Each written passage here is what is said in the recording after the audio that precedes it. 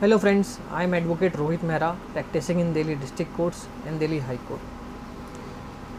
Today, it will be explained whether XYZ unnatural acts with wife by her husband with her consent or without her consent can amount to offence under section 377 IPC or 375 IPC.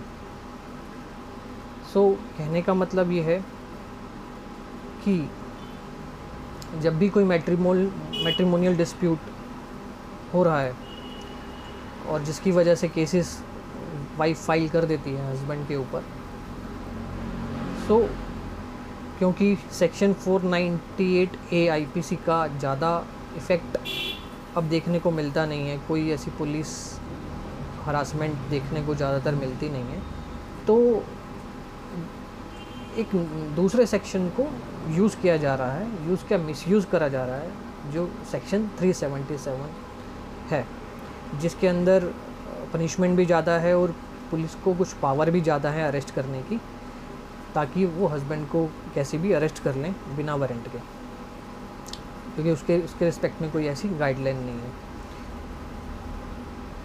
तो कैसे section 377 applicable नहीं है as far as matrimonial relationship is concern. ये section 377 husband wife के relationship में applicable ही नहीं होता, वही समझेंगे इस वीडियो के माध्यम से और एक जजमेंट के थ्रू। ठीक है, पहले आप ये समझिए कि जो 377 सेक्शन है वो IPC वो XYZ अननेचुरल एक्ट्स के बारे में बात करता है, वो आप पढ़ लीजिएगा, इसलिए मैं XYZ बोल रहा हूँ। वो सेम XYZ अननेचुरल एक्ट्स वो सेक्शन 375 की डेफिनेशन में ऐड कर दिए गए हैं 2013 में ही, बहुत सारे ABCD करके आप ऐड 377 सबसेक्शन ABCD आप पढ़ लीजिएगा, क्योंकि वो सेम और similar acts already 375 IPC section में है, जो कि रेप का सेक्शन है।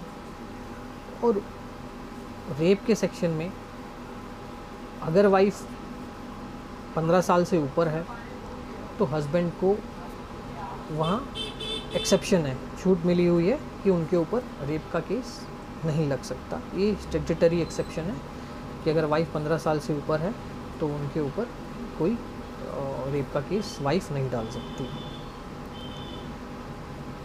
तो एक जजमेंट के थ्रू मैं आपको एक्सप्लेन करता हूँ मैं क्या कहना चाह रहा हूँ और आपके लिए क्यों ये वीडियो बेनिफिशियल होगी। ये Madhya Pradesh high court Jabalpur bench की 2024 की जजमेंट है। केस टाइटल है Manish Sahu versus state of Madhya Pradesh and ANR।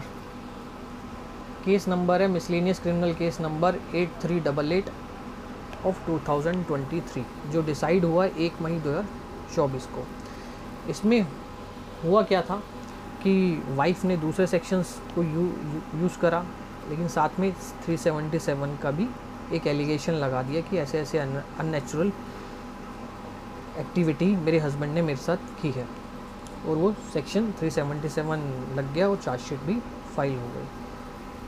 अब हस्बैंड हाई कोर्ट को अप्रोच करें टू क्वैश दैट FIR, तो हाई कोर्ट ने बड़े तरीके से एक्सप्लेन करा है।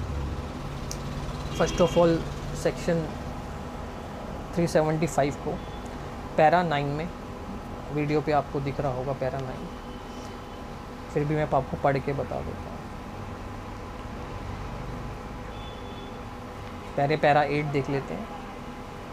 From plain reading of unamended and amended definition of rape, it is clear that multiple acts have been specifically brought within the definition of rape। जो amendment 2013 में हुई थी उसके बाद बहुत सारी same type of act unnatural activity जो 377 में ऑफेंस होता था वो 375 में ऐड कर दी गई थी। Para 9 Section 375 Clause A of IPC amended definition includes penetration of XYZ thing into any extent into the XYZ of a woman or make her to do so with him or with any other person. Thus, act of unnatural XYZ has been made a part of definition of rape. Section 75 Clause A, B, C and D of IPC includes all sorts of unnatural acts. Therefore, if a person penetrates his XYZ into the XYZ of a woman, would be guilty of committing rape. Now, section para 12. Thus, when rape includes insertion of XYZ thing into the XYZ place of woman, and if that act is committed with his wife not below the age of 15 years, then consent of wife becomes immaterial. तो consent of wife की consent की कोई ज़रूरत नहीं है. अब finally para 17 में इन्होंने कंक्लूड करा है सेकेंड लाइन से. However, this court, after considering the amended definition of rape as defined under section 375 of IPC, has already come to a conclusion that if a wife is residing with her husband during the subsistence of a valid marriage, then any XYZ thing or XYZ act by a man with his own wife not below the age of 15 years will not be a rape. Therefore, in view of amended definition of rape, it is very important. Therefore, in view of amended definition of rape under section 375 of IPC, by which insertion of XYZ thing in the XYZ place of woman has also been included in the definition of rape, and any XYZ activity by husband with her wife not below the age of 15 years is not a rape, then under these circumstances, absence of consent of wife for unnatural act loses its importance. So ये कहते हुए court ने उनका 377 का section हटा दिया, quash कर दिया FIR उस सेक्शन में, और उनको एक रिलीफ दे दिया है. और इसी जजमेंट के एक साल बाद ही 9 मई 2025 को